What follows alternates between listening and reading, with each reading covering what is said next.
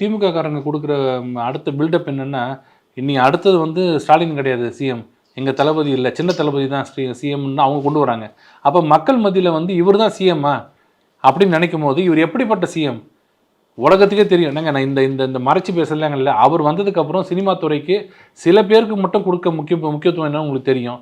யார் யார் என்னென்ன நிலைமையில இருந்தாங்க, இப்ப எந்த நிலைமையில வந்திருக்காங்க தெரியும். ராதா ரவி ஒரு வார்த்தை பேசுனது கட்சி விட்டே தூக்குனாங்க. யார பத்தி பேசுனாங்க உங்களுக்கு தெரியும். அப்போ எல்லாருக்கும் தெரிஞ்ச ஒரு அன்டியூ இன்ஃப்ளூயன்ஸ் இருக்கு. ஒரு துபாயில இருக்கிற ஒரு ஆளுக்காக இங்க ஒரு பெரிய ஒரு ரேஸ் நடத்துனது எத்தனை கோடியில செலவு பண்ணாங்கன்னு தெரியும். யாரை பத்தி நான் கவலைப்பட மாட்டேன். எனக்கு நான் இஷ்டப்படி இளவரசர் மாதிரி வாழ்வேன் அப்படின்னு சொல்ற ஒருத்தர் அடுத்த முதல்வரா சித்தரிக்கும் போது அவர் எப்படிப்பட்டவர்னு சொல்லணுமா வேணாமா? ஏன் அந்த வார்த்தையை பேசுறாருன்னா, அந்த வார்த்தையை பேசுனதுக்கு பின்னாடி உண்டான காரணத்தை மக்கள் கேட்பாங்களே, பெண்கள் கேட்பாங்களே, ஏன் அந்த வார்த்தையை யூஸ் பண்றாரு, அந்த பால் டாயில் ஏன் சொல்றாரு அப்படின்னு கேட்பாங்கல்ல. அப்ப அவரோட கேரக்டர் என்னன்னு தெரியல. உண்மையா அது எடப்பாடி அவர்கள் தான் சொல்லணும்.